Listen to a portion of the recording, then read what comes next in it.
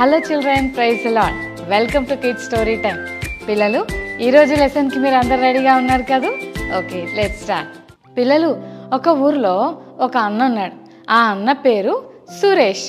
సురేష్ అన్నకి పనులు చేయాలంటే అస్సలు ఇష్టం లేదు. పెద్ద లేజీ పర్సన్. పిల్లలు, రోజు పొద్దున్న మమ్మీ ఏదన్నా పని చెప్పినా, మమ్మీ ప్లీజ్ మమ్మీ నన్ను లేపకు మమ్మీ, నేను చాలాసేపు పడుకోవాలనిపిస్తుంది, నాకు మంచి నిద్ర వస్తుంది మమ్మీ, మంచి నిద్రలో ఉన్నా, నన్ను డిస్టర్బ్ చేయొద్దు మమ్మీ అని ఫుల్గా నిద్రపోతూ ఉండేవాడు. పిల్లలు, మమ్మీ ఏ పని చెప్పినా, డాడీ ఏం పని చెప్పినా అస్సలు చేసేవాడు కాదు. పిల్లలు, అలా బాగా లేజీగా తయారయ్యాడు. ఒకరోజు ఈ సురేష్ అన్న బయటికి వెళ్ళాలని అనుకున్నాడు. పిల్లలు, అలా వెళ్తూ ఉంటే ఒక పెద్ద మామిడి తోట కనిపించింది. చాలా రకాల పండ్లు ఉన్నాయి అందులో. ఆ మ్యాంగోస్ చూసినప్పుడు అనిపించింది, వావ్ ఎంత బ్యూటిఫుల్గా ఉన్నాయి ఈ చెట్లు, కలర్ఫుల్ మ్యాంగోస్ తోటి ఎంత అందంగా కనిపిస్తుంది కదా. నాకు ఆ మ్యాంగోస్ అన్నీ తీసుకొని బాస్కెట్లో వేసేసుకొని ఇంటికి వెళ్ళిపోవాలని అనిపిస్తుంది. మెల్లగా తీసుకుందామని ఎవ్వరు చూడకుండా అన్న మెల్లగా వెళ్తున్నాడు. పిల్లలు, అలా వెళ్తుంటే మామిడి చెట్టు మీద ఒక అందమైన మ్యాంగో ఎంత బ్యూటిఫుల్గా ఉందో, దాన్ని తెంపేద్దామని అనుకుంటే, ఎవడ్రా నువ్వు అని వెంటనే ఒక వ్యక్తి, అక్కడున్న తోటమాలి, అతన్ని చూసి, ఏంట్రా నా పర్మిషన్ లేకుండా నా తోటలోకి వచ్చి నా మామిడి చెట్టు కాయ నువ్వు తెంపాలని చూస్తున్నావా, నీ సంగతి చెప్తాను పదా అని చెప్పి బెదిరిస్తూ ఉంటే గబగబా ఆ చెట్టు ఎక్కేసాడు. పిల్లలు, ఎక్కేసి, అంకుల్ ప్లీజ్ అంకుల్, మీకు దండం పెడతాను అంకుల్, నన్ను ఏమనకండి అంకుల్ అని బతిమలాడుకున్నాడు. చూడు, ఇంకొకసారి కనుక నా తోటలో కాలు పెట్టావో నీ సంగతి ఉంటుంది అని చెప్పి బెదిరిస్తే, సారీ అంకుల్, ఇంకెప్పుడు అలా చేయను అంకుల్ అని పరిగెత్తుకుంటూ ఆయన ఎక్కడ కొడతాడా అని పారిపోతుంటే, అతని నుంచి తప్పించుకుందామని కొంచెం లోపలికి వెళ్తే ఒక అడవిలోకి వెళ్ళాడు. పిల్లలు, ఆ అడవిలోకి వెళ్ళి చెట్టు దగ్గర కూర్చొని చూస్తూ ఉన్నాడు. పిల్లలు, ఒక నక్క కనిపించింది. ఈ నక్క 2 కాళ్ళు లేని నక్క, అందుకని ఇది పాకుతా ఉంది. పిల్లలు, చెట్టు మీద కూర్చున్న ఈ సురేష్ అన్న అక్కడున్న యానిమల్స్ అన్నిటినీ చూస్తూ ఉన్నాడు. అన్నీ చాలా ఫాస్ట్గా పరిగెత్తుతున్నాయి, కానీ ఈ కాళ్ళు లేని నక్క పాక్కుంటూ వెళ్తుంది. పిల్లలు, అప్పుడే ఏంటబ్బా ఈ నక్క పరిస్థితి ఇలా అయిపోయిందేంటి అని దిగాలుగా దాన్ని చూస్తూ ఉన్నాడు. పిల్లలు, చూస్తుంటే ఒక పెద్ద లయన్ వచ్చింది. అమ్మో, లయన్ ఎప్పుడైతే వచ్చిందో అక్కడున్న యానిమల్స్ అన్నీ అక్కడ పారిపోయాయి. పిల్లలు, నిజమే కదా, లయన్ అంటే చాలా మందికి భయం కదా. అమ్మో, ఎంత డేంజరస్గా ఉంటుందో కదా. లయన్ ఏం చేస్తుంది పిల్లలు, మనుషుల్ని తినేస్తుంది, యానిమల్స్ని తినేస్తుంది. ఎంత బతిలాడుకున్నా ఏం వదిలిపెట్టదు కదా. అంత భయంకరమైన లయన్ నోట్లో ఇంత పెద్ద మీటు ముక్క ఉంది. ఎప్పుడైతే లయన్ని చూశాయో అన్ని యానిమల్స్ పారిపోయాయి, కానీ పాపం నడవలేని నక్క అలా పాక్కుంటూ అక్కడే ఉండిపోయింది. పిల్లలు, ఎటు కదలేని పరిస్థితిలో ఉన్నప్పుడు వెంటనే ఆ లయన్ తన నోటిలో ఉన్న ఆ మాంసపు మొక్కను తీసుకొచ్చి ఈ కుంటి నక్క దగ్గర వదిలిపెట్టి వెళ్ళిపోయింది. చెట్టు మీద ఉన్న సురేష్ అన్న అనుకున్నాడు, వావ్ ఎంత గ్రేటో కదా, నిజంగా నక్క కూడా నాలాంటిదే, కదల్లేదు, మెదల్లేదు, పని చేయట్లేదు, వేటాడట్లేదు, అయినా సరే దాని ఉన్న చోటికి మాంసం వచ్చేసింది కదా. దేవుడు ఎంత గొప్పోడో. మనం కష్టపడకపోయినా, మనం హ్యాపీగా అలాగే కూర్చొని ఉంటే, మనం పని చేయకపోయినా దేవుడు తెచ్చి మనకి ఎంత చక్కగా ఇస్తాడు కదా. దేవుడు చాలా గొప్పోడు అని అనుకుంటా ఉన్నాడు. పిల్లలు, ఆ తర్వాత చాలాసేపు అయిన తర్వాత అనుకున్నాడు, సరే ఇప్పుడు అలాగే కదలకుండా కూర్చున్న నక్కకి మంచి మాంసపు ముక్క వచ్చింది కదా, నేను కూడా కొంచెం అవతలికి వెళ్ళాక నేను కూడా అలా కూర్చుంటా, ఊర్లో మనుషులు తిరిగే ప్లేస్ ఎత్తుకొని చెట్టు కింద కూర్చుంటా, నాకు కూడా ఎవరైనా తెచ్చిస్తారేమో అని మెల్లగా ఈ సురేష్ అన్న బయటకు వచ్చి ఊరి దగ్గరే ఒక చెట్టు ఉంటే ఆ చెట్టు కింద కూర్చొని చూస్తున్నాడు. ఫారెస్ట్లో ఉన్న ఆ లయన్ నక్కకి ఎలా ఫుడ్ తెచ్చి పెట్టిందో, ఈ ఊర్లో ఉన్న మనుషులు ఎవరైనా నాకు బిర్యానీ తెస్తారేమో, లేకపోతే ఇడ్లీ తెస్తారా, దోశ తెస్తారా, లేకపోతే మంచి చికెన్ కర్రీ వండుకొని వస్తారా, లేకపోతే మంచి ఫ్రూట్స్ తెస్తారా, స్వీట్స్ తెస్తారా, ఐస్ క్రీమ్లు తెస్తారా, చాక్లెట్లు తెస్తారా అని వెయిట్ చేస్తూ ఉన్నాడు. పిల్లలు, ఒక రోజంతా అయిపోయింది, ఎవ్వరూ రాలేదు. అయ్యో ఏంటి నేను ఇంతసేపు వెయిట్ చేసినా ఒక్కళ్ళు కూడా రాలేదు అని బాధపడుతూ సరే రేపైనా చూద్దాం అని చెప్పి చెట్టు కింద కూర్చొని ఎవరన్నా వస్తారా అని అందరు మొక్కలు దిగాలుగా పెట్టి చూస్తూ ఉన్నాడు ఈ సురేష్ అన్న. కానీ ఎవ్వరు హెల్ప్ చేయట్లే. ఎంత కోపం వచ్చిందో తెలుసా? అప్పుడు లేచి దేవుడు అస్సలు హెల్ప్ చేయట్లేదు, ఆ నక్కకైతే హెల్ప్ చేశాడు కానీ నాకెందుకు హెల్ప్ చేయట్లేదు, నాకు అస్సలు నచ్చలేదు అని వెళ్తూ వెళ్తూ అక్కడ ఒక పెద్ద ఆయన ఉంటే అడిగాడు పిల్లలు, అంకుల్ అంకుల్ దేవుడు ఎందుకు అంకుల్ అంత పార్షాలిటీ చూపిస్తాడు? చూడండి ఇందాక ఫారెస్ట్కి వెళ్ళాను, అప్పుడు ఒక నక్క అలా పడుకోని ఉంటే లయన్ వచ్చి మీట్ తెచ్చి ఇచ్చాడు. కానీ అంకుల్ నేను కూడా నక్కలాగే ఆ చెట్టు కింద 2 days నుంచి ఉన్నాను, కానీ నాకు ఒక్కళ్ళు కూడా నాకు ఫుడ్ పెట్టలేదు అంకుల్. ఎంత పార్షియాలిటీయో కదా, ఆ నక్కకి దేవుడు ఎంత హెల్ప్ చేశాడు, నాకు ఎందుకు చేయడు అంకుల్ అని ఆ అంకుల్ని ఈ సురేష్ అన్న అడిగాడు. అప్పుడు ఆ అంకుల్ సురేష్ అన్నతో ఇలా చెప్పాడు, నానా సురేష్ నువ్వెందుకు ఇలా అనుకుంటున్నావు? దేవునికి ప్రతి వ్యక్తి మీద ఒక మంచి ప్లాన్ అండ్ పర్పసెస్ ఉన్నాయి. అయితే దేవుడు నిన్ను ఎంతగా బ్లెస్ చేశాడో తెలుసా? కుంటి నక్క అది నడవలేదు కాబట్టి దానికి హెల్ప్ అవసరం, కానీ దేవుడు నీకు మంచి చేతులు కాళ్ళు ఇచ్చాడు, నువ్వు చక్కగా పని చేసుకోగలవు. అందుకే దేవుడు నక్కలాగా ఇతరుల దగ్గర నుంచి తీసుకునే పొజిషన్లో నిన్ను పెట్టలేదు నాన్న, లయన్ లాగా ఇతరులకు ఇచ్చే పొజిషన్లో పెట్టాడు. అలాంటప్పుడు నువ్వెందుకు చేతకాని నక్కలాగా ఎవరైనా సహాయం చేస్తానని ఎందుకు చూస్తున్నా? నువ్వే ఇతరులకు సహాయం చేయొచ్చు కదా నాన్న అని చెప్పినప్పుడు సురేష్ నాకు విషయం అర్థమైంది. నిజమే కదా, ఇతరులకు సహాయం చేసే పొజిషన్లో దేవుడు నన్ను పెట్టినప్పుడు నేనెందుకు అందరి దగ్గర చేతులు చాపాలి అని అనుకొని ఆ రోజు నుంచి ఇక నుండి కష్టపడతానని ఒక మంచి నిర్ణయం తీసుకున్నాడు. ఈ స్టోరీ చెప్తుంటే నాకు బైబిల్ గ్రంథంలో జరిగిన ఒక సంఘటన జ్ఞాపకం వస్తుంది.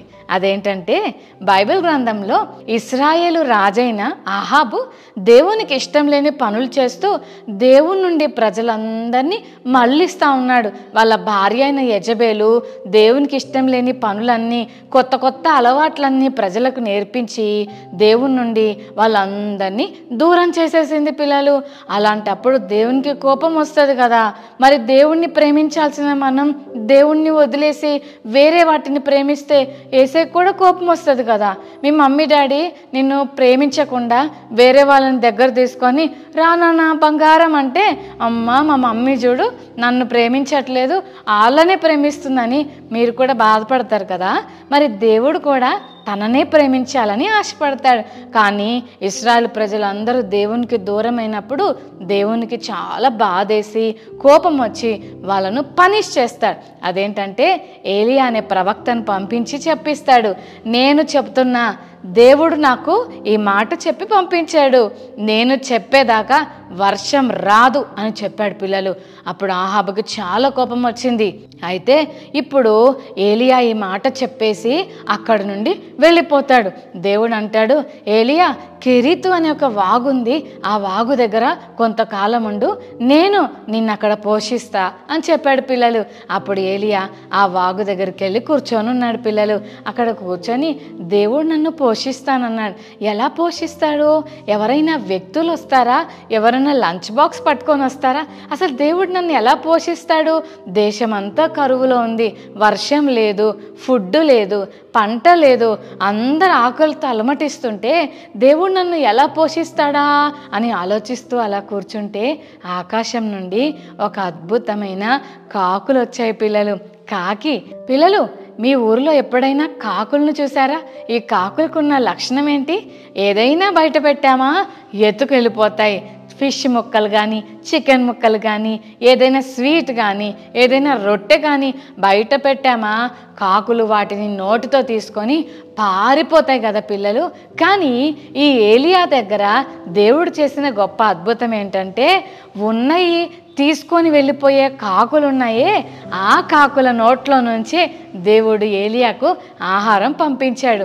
ఎవరైనా మన దగ్గర నుండి ఏదైనా అడిగితే వెంటనే దాన్ని దాచేసుకునే ప్రయత్నం చేస్తాం. నాన్న చాక్లెట్ ఇచ్చాను కదా నీకు, డైరీ మిల్క్ చాక్లెట్, నాకు కొంచెం ఇస్తావా అంటే ఇంత ఇస్తారు కొంతమంది పిల్లలైతే. లడ్డు ఇచ్చామనుకోండి, నాకు కొంచెం పెడతావా అంటే ఇంత ముక్క పెడతారు కదా. మరి కాకి స్వభావం కూడా అలాంటిదే. ఎక్కడ ఎవ్వరికి పెట్టే బుద్ధి కానే కాదు. ఏదైనా వస్తే తీసుకొని వెళ్ళిపోయే కాకి దేవుని మాటకు లోబడి ఏలియా అంకుల్ అక్కడ ఉన్నాడని తెలిసి దేవుడు అన్నాడు, నా సేవకుడైన ఏలియా కెరీతు వాగు దగ్గర ఉన్నాడు, నువ్వు అతనికి రొట్టె మాంసం తీసుకెళ్ళి ఇవ్వమని చెప్పినప్పుడు కాకి మరి ఎగురుకుంటూ తన నోటిలో రొట్టె మరియు మాంసమును పెట్టుకొని ఏలియా అంకుల్కు ఇచ్చింది. ఎంత గ్రేటో కదా. అందరి దగ్గర ఎత్తుకుపోయే కాకి ఇప్పుడు ఏలియా అంకుల్కు నోటితో ఆహారాన్ని తీసుకొని వస్తుందంటే ఎంత మంచి మనసు కదా. చెల్లి తమ్ముడు, ఈరోజు దేవుడు నీ జీవితంలో కూడా గొప్పగా నిన్ను చేయాలని ఆశపడుతున్నాడు. అందరి దగ్గర తీసుకువెళ్ళే కాకిని ఇప్పుడు పెట్టే కాకిగా ఎలా చేశాడో నీ జీవితంలో కూడా దేవుడు నిన్ను ఇతరులకు ఇచ్చే వ్యక్తిగా చేయాలని ఆశపడుతున్నాడు. ఇందాక మనం చూసాం కదా పిల్లలు, సురేష్ అన్న కుంటినక్కే గ్రేట్ అని అనుకున్నాడు, కానీ అది కాదు గ్రేట్. ఎవరు గ్రేట్? ఇచ్చే లయనే గ్రేట్. అలాగే నీవు నేను కూడా ఇతరులకు ఇచ్చే స్థాయిలో మనం బ్లెస్సింగ్గా ఉండాలని దేవుడు ఆశపడుతున్నాడు. చెల్లి తమ్ముడు, ఇంతవరకు ఎవరైనా నాకేమైనా పెడతారా, ఏమైనా చాక్లెట్ ఇస్తారా, పెన్ ఇస్తావా, పెన్సిల్ ఇస్తావా, నాకు ఏదైనా ఇస్తావా, పెడతావా అని చూస్తున్నావేమో, కానీ దేవుడు ఇతరులకు పెట్టేవారిగా మనల్ని చేయాలని ఆశపడుతున్నాడు. పిల్లలు, అందుకే ఈ రోజు నుంచి ఏదైనా సరే ఇతరులకు ఇచ్చేవారిగా మనం ఉండాలి. నీ దగ్గర 2 పెన్స్ ఉంటే నీ ఫ్రెండ్కి ఒక పెన్ను ఇవ్వు. అప్పుడు నీ ఫ్రెండ్ చాలా హ్యాపీగా ఫీల్ అవుతాడు, నిన్ను కూడా దేవుడు దీవిస్తాడు. ఎందుకంటే నా బిడ్డ తన హృదయంలో నుంచి ఇతరులకు ఇస్తుంది అని. దేవుని ప్రేమను ఇతరులకు మనం పంచాలి. అంతేకాదు, మన దగ్గర ఉన్నది ఎవరైనా మనల్ని అడిగినప్పుడు తప్పకుండా మంచి మనసుతో, పెద్ద మనసుతో షేర్ చేసుకునే వారిగా మనం ఉండాలి. ఇందాక మనం నేర్చుకున్నాం, లేజీ పీపుల్ అంటే దేవునికి ఇష్టం లేదు. మనం కష్టపడాలి, ఇతరులకు బ్లెస్సింగ్గా మనం ఉండాలి. కాకి స్వభావం ఎంత డేంజరస్సో, కానీ దేవుడు ఆ కాకినే ఎంత బ్లెస్సింగ్గా చేశాడో ఈరోజు మనల్ని కూడా అలా చేయాలని ఆశపడుతున్నాడు. పిల్లలు, ఒక విషయం, ఎవరైనా మనల్ని ఏదైనా అడిగినప్పుడు ఓకే మనం ఇస్తున్నాం, కానీ ఎలా ఇస్తున్నాం? సంతోషంగా ఇస్తున్నామా, లేక వీడికి ఏం పని లేదు, ఎప్పుడు నా పెన్సిళ్ళ మీద పడతాడు, ఎప్పుడు నేను తినేలాటే కావాలా, నా చాక్లెటే కావాలా, ఇంతమంది ఉన్నారు కదా వాళ్ళని అడగొచ్చు కదా అని చాలాసార్లు సనుక్కుంటూ గొనుక్కుంటూ ఇస్తూ ఉంటారు. కానీ అలా ఇస్తే దేవుడు అస్సలు ఇష్టపడాడు పిల్లలు. అయితే పిల్లలు, దేవుని వాక్యంలో ఇలా రాయబడి ఉంది, ఉత్సాహముగా ఇచ్చేవానిని దేవుడు దీవిస్తాడట. కనుక చెల్లి తమ్ముడు, ఇంతవరకు తీసుకునే పొజిషన్లో ఉన్నావేమో, ఈ రోజు నుంచి నీ దగ్గర ఏదుందో అది ఇతరులకు ఇచ్చే అలవాటు నువ్వు చేసుకుంటే దేవుడు నీకు ఇంకా ఇస్తాడు. నువ్వు ఇవ్వు, దేవుడు నీకు ఇస్తాడు. నిన్ను గొప్ప వ్యక్తిగా దేవుడు చేయాలని ఆశపడుతున్నాడు. మరి ప్రార్థన చేసుకుందామా? యేసయ్య, నన్ను ఇతరులకు ఇచ్చే వ్యక్తిగా నన్ను చేయి ప్రభువా అని అడుగుదామా పిల్లలు? రైట్, కళ్ళు మూసుకోండి, ప్రార్థన చేసుకుందాం. ప్రేమగల తండ్రి, నీకు వందనాలు. ఈరోజు కిడ్స్ స్టోరీ టైం ద్వారా మీరు మాతో మాట్లాడిన ప్రతి మాటకే వందనాలు ప్రభువా. సురేష్ అన్న నక్క జీవితమే బాగుంది అని అనుకున్నాడు, కానీ అంతకంటే ఉన్నతమైన స్థితిలో నువ్వు అన్నను పెట్టావని తర్వాత గుర్తించాడు. కాకి స్వభావంలో కూడా ఉన్నదంతా తీసుకువెళ్ళే కాకిని మరి ఏలియాకు శ్రేష్టమైన భోజనాన్ని పెట్టే వ్యక్తిగా చేశావు. అలాగే మేము కూడా ఇతరులకు ఇచ్చేవారిగా మేము ఉండటానికి సహాయం చేయండి. ఇతరులకు మమ్మల్ని బ్లెస్సింగ్గా చేయమని వందనాలు చెల్లిస్తూ కిడ్స్ స్టోరీ టైం చూస్తున్న ప్రతి చెల్లి తమని బ్లెస్ చేయమని యేసు నామమున వేడుకొని ప్రార్థిస్తున్నాం తండ్రి. ఆమేన్, ఆమేన్.